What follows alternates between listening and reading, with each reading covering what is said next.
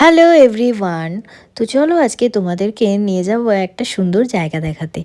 তো আশা করি তোমাদেরও ভালো লাগবে। তো আমি কিন্তু বিকেল বিকেলই বেরিয়ে পড়েছি জায়গাটার উদ্দেশ্যে। আর আমার বাড়ির চারপাশটা তোমাদেরকে একবার দেখিয়ে দিলাম।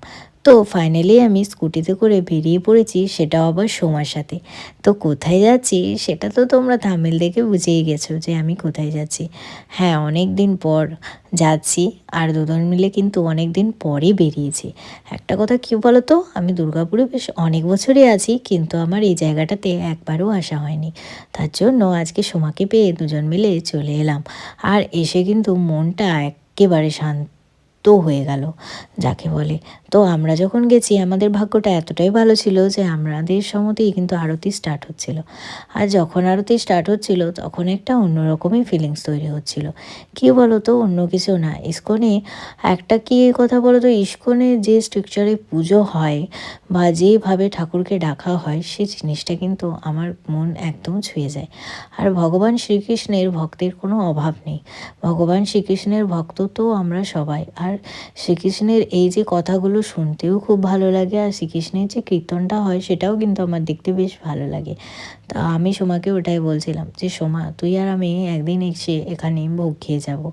তো সোমা বলল ঠিক আছে, তাহলে দুজন মিলে একদিন চলে আসবো। ফাইনালি এখানে আমরা ওই তিলকটা নেব। দেখো এখানে সবাইকে তিলক দিচ্ছে।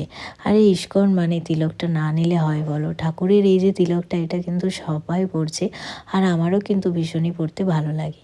তো চলো তিলকটা নিয়ে পড়ি। আর এখানে কি বলতো, সবাই সবাইকার ছোট ছোট গোপাল নিয়ে আসছিল। তো সেই গোপালকে আবার এখানে ফুল টুল দিচ্ছিল। যে যিনি আমাদের তিলক দিচ্ছেন তিনি ফুল টুল দিচ্ছিলেন। এই দেখো আমার কিন্তু তিলক নেওয়া হয়ে গেছে। অনেকক্ষণ লাইনে দাঁড়ানোর পর আমি আর সোমা ফাইনালি একটু মানে তিলকটা নেওয়ার সুযোগ পেলাম।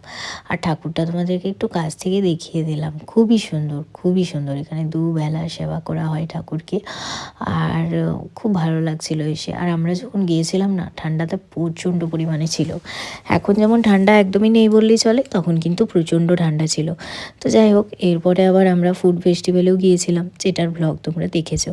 এখানে আবার ছোট্ট করে এই ফুড কোর্টটা আছে, যেখানে তোমরা এসে কিন্তু অনেক রকমের কিছু খাবার পেয়ে যাবে, ওই স্ন্যাক্স আইটেম। যাই হোক, ভিডিওটা কেমন লাগলো অবশ্যই জানিও। টাটা সবাইকে।